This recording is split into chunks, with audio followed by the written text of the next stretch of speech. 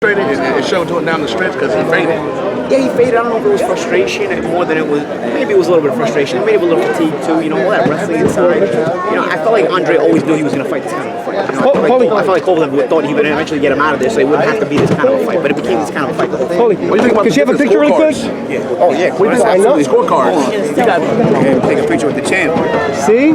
So I thought you have Olympic, two-time Olympic champ right here. Hey, did you feel the punches sitting ringside when they were landing those bombs? Did you? Wow, those. I wasn't really, because a lot of the shots weren't landing so cleanly. You know, like I felt like after the knockdown, Kovalev never landed on that clean shot. You know, like it was, and I felt like it was going to be that kind of a tip-to-tap fight where shots were going to land on the arms, on the stomach. You know, a partial shot to the head, and that's what it became. You know, and I feel like Andre was going to always be a better fighter at that kind of fight. You know, like a tip-for-tat. Also, as the fight went on, he got his sense of timing really well. Like if you watch the fight closely, forget this compromise. Kovalev keeps missing by about 3 inches.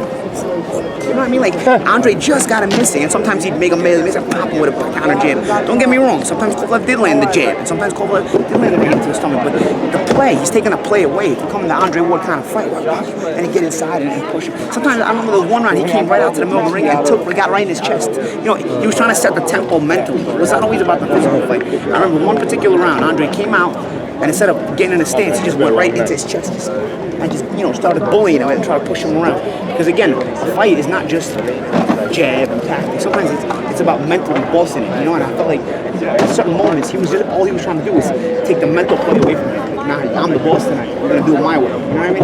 And I felt like he needed to convince him. And I felt like little by little, I don't think Kovalev ever felt out of control. Don't get me wrong, but I did feel little by little Kovalev started to like become frustrated and fatigued and just like you know, not get a little bit frustrated at the fact that he couldn't land these shots, big shots he wanted to land. How amazing this was? It was close. A lot of people telling me no, it was close. I mean, don't get me wrong.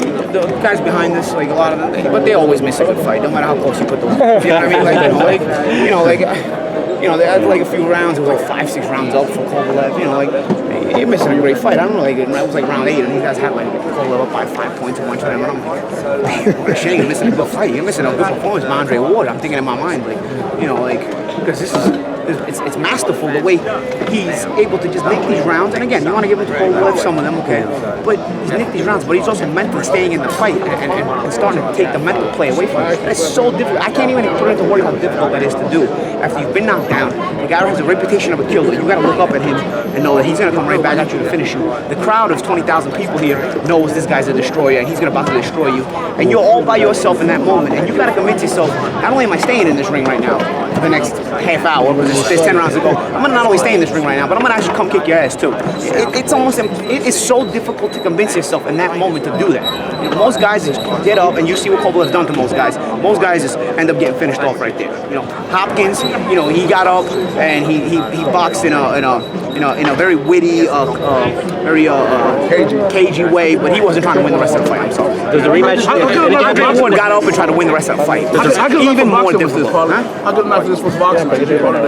I don't know, because I feel like you got to actually know your boxing in order to really give this kind of fight credit. This is, I mean, I appreciate this fight because I understand how difficult it is to get through this fight. Yeah, I don't even know if the peers. I don't know. You know what I mean? Like for me, like I've been down in fights. I've been in tough physical fights. Like I understand how hard it is to grind yourself every single round and get through this every single round. And every moment of the 3 minutes is panic. Like every moment of the 3 minutes is like, whoa, you know, like you one wrong move, you could be on the canvas again. It's like I understand that feeling. So to remain strong-hearted, strong-headed the whole time, despite all this going on, despite what's already happened earlier in the fight, is so difficult. And for me, it's motivational inspiration. This is motivational inspiration. This is inspiration.